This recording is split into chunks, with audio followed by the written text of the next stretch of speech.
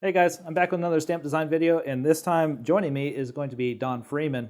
You'll know him from some of my past stamp designs like Leppy and the Mythics Hydra and other stamps like that. But this time he's going to join me as we talk about my newest stamp, Huitzilopochtli, for the new DFX Limited series. Just because people are more familiar with me and might not know you, I was wondering if you could just give us a quick who you are and your associations with disc golf. Sure. So I started throwing 3 or 4 years ago. A buddy named Chris Han introduced me to the game. He took me to a park that really I had no business going to. Anybody in the Kansas City area knows of Rosedale Park and Rosedale Down Under. So Chris took me to Rosedale Down Under for my very first round. It's about 95 degrees, a terrible course for anybody who's new to the game. So somehow I stuck around. Who knows how? So with anything that I do, a lot of hobbies turn into business ideas. So the idea was originally founded that, a lot of disc golfers were into some pretty cool art on discs, but some of the art wasn't really going the extra mile where it could be. If the manufacturers are allowing somebody to do something absolutely crazy, then you should be doing something absolutely crazy to get out to the community. Agreed. So that was kind of the basis of starting the business, and really it's evolved quite a bit. Last year was just a few random stamps. This year, of course, we're launching the website with dfxdiscs.com and DFX Limited, which is a subscription monthly disc that gets sent out to our subscribers. First one drops this week. Which so I'd like to say I'm very excited for the subscription series. I've seen 3 or 4 other artist stamps, and they're all phenomenal. Yeah, I really can't wait. Series. Can't wait to get this started up. The next 3 or 4 artists, there's some big names coming. It's going to be a lot of fun. A few people that have been doing disc golf art for, I'm going to say, well over a decade, but have never really worked with MVP. Right. So of course I'll save any spoilers because that's kind of part of the fun in doing the subscription. But I really appreciate you doing the first disc with us. It's kind of a fun tradition now. It seems like everything that I break into, you're the first partner that I have. I really appreciate that. Yeah, that's awesome. So how did we meet? Speaking of the first thing. How did we meet? I think, last year, early last year, maybe late 2018, I was thinking about doing a custom stamp. And the reason I came to you was I had 2 or 3 of those fish stamps that MVP released on Tenacities. Yeah, they released that Tenacity. I want to say it was in 2019, maybe 2018. Well, it had to be 2018. What am I saying? I think it was 2017. Oh my gosh. Well, yeah, that could very well be. I have no idea. I wasn't, I was introduced to an Axiom Envy in 2019. So that kind of, that's when I started getting engaged with gyro. So yeah, it doesn't surprise me that it was that long ago, but that was the design that made me think, okay, this is the guy I want to work with. The reason I love the line work, I think I described it as an aggressive nature to your lines, and that's remained consistent ever since then. While you have a lot of variation in style, that was what originally grabbed me by the head and said, okay, you got to find a way to work with this guy. Yeah, thanks. And that's actually one of the things that I think I do pretty well is my line work. There are a lot of things that I will readily admit I don't do well. Line work is one that I think I do pretty well. So I'm glad that you recognize that. So you came up with the Aztec theme that I used for this design. How did you come up with that? Or do you have any insight on what drove you to choose that? I don't remember the original intent. I remember talking with you last year about doing a disc with the Mythics series that we were going to link in. The issue was that we couldn't get the manufacturer to stamp exactly how we wanted to do it. So once we realized that implementation wasn't quite possible in the way I wanted to have it executed, I think we kind of tabled it. But that idea has always been in the head, and once we got limited going here, I thought, all right, well, this would be a good spot to really get it going. So I don't remember where the idea originally stemmed from. But certainly excited to have this as the premier disc in DFX Limited. And that's kind of a theme that I see across several of my projects. I don't know where the idea came from sometimes. Like, it might have been you, it might have been me, but who cares? I love the end product. Well, really well. I mean, as you know, for every good idea I have, I've probably shared 8 more really terrible ideas with you. So I appreciate you filtering out some of the less good ideas. Neither of us has winning ideas 100% of the time. That's for sure. So with having said all that, let's get into talking about this Huitzilopochtli stamp. You gave me the idea of doing an Aztec theme, and we decided to do Huitzilopochtli because he's one of the most prominent deities in the Aztec culture. And I did a lot of research on their culture to figure out which one I should do, or which ones. And this was the one we came up with first, because I guess he's kind of like the good guy god. I mean, right? Because in comic books and movies, you have good guys and you have bad guys. But yeah. There's a lot to it. The sun god. The reason why I thought it would be fitting now is because, again, he's a sun god. He's a god of war. So, why not throw it out there in July and August when we're all burning of 100-degree heat anyway?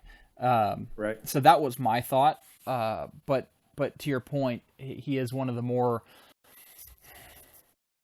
I'll say popular, but more written about characters. Yeah. I would highly recommend to people, if you have any interest in learning about the Central American cultures, go read about some of the stuff the Aztecs did. It's much different than our culture. It's almost alien. It's so different.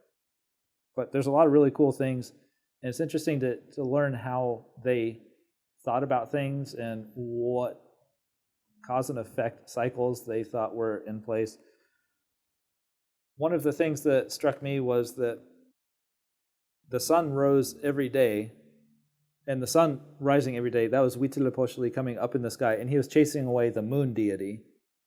And as the sun was up in the sky, he was bringing life to plants and letting people see what they were doing and all that kind of stuff. So in order to make sure that that happened every day, in order to make sure the sun rose every day, they would make human sacrifices and donate the sacrificed person's essence or their heart to Huitzilopochtli, which is why in the stamp, he's holding in our right, his left hand, he's holding a human heart. Tried not to make it too graphic. But yeah, there are a lot of, if you start researching Huitzilopochtli, there are a lot of details that I researched and brought into this stamp, because it's an existing culture, and I hate to not do them justice, right? You can't tap into a cultural graphic and not try to do your best in representing it in something that's at least somewhat realistic, right? Out of the graphic elements that are in this stamp, which ones stand out to you? The composition of this I thought was just outstanding. You brought in a lot of elements here that I don't even know that I could find all of the elements that you actually presented here. But there's 5 or 6 that are the big ones, right? So you have the mountains, you have the birds, of course the sun, and himself as the imposing figure. So to break some of those down, just very high level, brief overview. He's standing on a mountain because in their lore or their mythology, I'm not sure what the correct term is, he dismembered his sister on top of a mountain and threw her body parts down the mountain. And that's why he's standing on top of a mountain, because that's a very important part of their lore. And that's why at the top of the stepped Tenochtitlan pyramids, they worship him at the top of that, because that stepped pyramid represents the mountain that he was on when he dismembered his sister. And of course the sun is there because he's the sun god. The hummingbirds that you mentioned, those represent the souls of the warriors that died in combat. That's not something I came with. That's their culture. And since he's the god of war, you have to have his fallen soldiers around him. So I did like the swirling wind around him. And what else did you mention? I forget. Those were the main things. But really, there's a lot of other finer details. I mean, you get into, what he really meant, how he appeared in lore. He had that blue skin, and you can probably go into some detail on that. Right. Turquoise, technically, but Turquoise, yeah, there you go. MVP didn't have a turquoise foil yet. Well, I guess we'll change history then. He'll be blue now. Well, in antiquity, he was depicted as blue-skinned or green even, so there's some wiggle room in there. And then he also wore a lot of gold, so that's why a lot of the embellishments that he's wearing, I intended to be gold. Some of the variants might not be gold, but when I designed it, I had gold in mind. Yeah, he's covered with. I think most of them have either gold. If it's not a gold color, it's going to be a holographic foil of sorts. I think it's bright and shiny no matter what variant it is. Yeah, there are a lot of little Easter eggs hidden in here. If you know your Central American cultures, I think you'll notice a lot of things that I put in there. Just hoping to add little things so you can look and say, oh, that's what this is. Hey, I know what that is. I read about this in an article. So just take your time, look through it, and hopefully you'll find lots of interesting things. Speaking more compositionally about it, why is there a little paper airplane in there, Don? So that's just part of the limited series here. So we wanted to develop some sort of standard format for the discs. So of course, we'll have a little logo on there. But what that paper airplane represents is the first year of the subscription. So the first 6 discs, everything until 2021, will have that airplane. And you'll notice that it's starting at the 7 o'clock hour. So July being the 7th month of the year, we have it down on the bottom left. In future discs, it will slowly move around the outside of the designs. So really, what the airplane represents is the disc number of the year. Right. So it helps set the sequence. Right. So it won't outright say, "Hey, this is July disc 1." We'll just have that paper airplane, and in the future, it'll be something else. And in 2021, we'll have something else going on there. In 2022, the same. But the idea is to keep that same pattern going. So once you have 12 of these discs, you can easily look at it and say, "Oh, well, that was from May 2021. Right. This is clearly from July 2020." And that's one of the reasons why I like working with you, because you didn't just want to write July 2020 on there. You wanted to come up with a very minimal graphic, basically calendar, so that you did not impose on the artists. You imposed on them as little as possible. Yeah, that's exactly it. I want to make it very easy for the artists to do what they need to do. So I want to take up as little space possible, right, and not force their hand on anything. So whatever they want to do outside of these small add-ons, totally up to them. Right, and that's super respectful, because that's one of the things that artists routinely complain about. Basically, there's like a huge logo you have to put here, and it just ruins the entire design. So, that's, like I said before, that's one thing I really appreciate about you. You have your stuff in there because it's important that you have your branding in there, but it's as minimal as possible, and then that just leaves us a big canvas to go wild with, basically. Well, if you think about it, that's really what this is all about in the first place. It's not about a logo. It's about awesome art going onto a disc. So anything that I can do to help the artist out with that, of course, I'm going to do everything I can. Right. So what kind of exciting stuff do you have in store for DFX before we shut down this video? There's of course a lot that I can't talk about, because we want to keep the surprise for the subscribers. But I can tell you that we have the next 3 designs pretty much done. Hoping for mid-August for that second disc.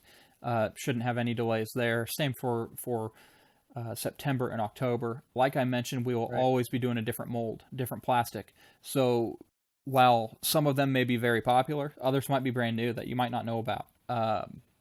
Most of these are going to stay under the MVP branding. There might be one a year that doesn't fall under MVP, but it's going to be something absolutely awesome that nobody else will have access to. So can't really share exactly what those details are, but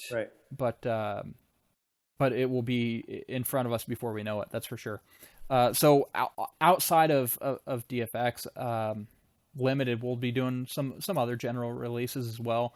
Hopefully, you and I will have one for the fall to kind of revert back to the Leppy design that you did in March. Hopefully, we can do another rendition in September, October. Timeline, of course. I'm really looking forward to that one. I can't wait till I actually have time to put pen to paper for that. That one will be a lot of fun. We'll see how everybody views it. It'll be interesting. I don't expect every customer to love every disc we put out. I'm never going to put you in a box, and I want to see some of the crazy stuff that comes out of your brain. So I can't wait to see how that one turns out. But beyond that, of course, we're doing some work with Jake Hunter. We have a disc dropping. I mean, probably as you're watching this video, we probably have a disc dropping from Jake. He does craft hand stamping. It's really great stuff. He has a little bit different approach than what the big manufacturers will do with a disc. So we have a release with him, and then we'll work on getting some apparel, some hats, and stuff like that going. But with in the wake of COVID, we still have a lot of delays, and you can't really rush anything right now. Yeah, I'm really looking for the apparel so that way I can be wearing a nice DFX shirt next time we do this. One of these days. But yeah, going back to the Jake Hunter thing, it's really nice because he has the luxury, right? He doesn't have a taskmaster saying you got to hurry up because as soon as this stamp run is done, then you got to do this one. He can basically have the luxury of taking his time, and he poured a lot of love into basically every single stamp, right? I mean, you and I saw the email chains back and forth, and I mean, he's saying, "Look what I did with this one. Look what I did with this one," and they're all different. Yeah, it's amazing. Yeah, that's why I call it a craft with him, because he really, I mean, each individual disc is a piece of art, which is just so cool. Cannot wait to get those into people's hands. Absolutely.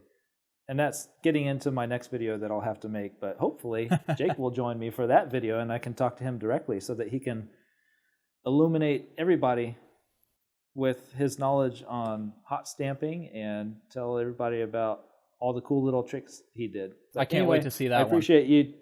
Yeah, me too. I really appreciate you stopping by and having this chat with me, and looking forward to the future projects you put out, regardless of whether I did them or not.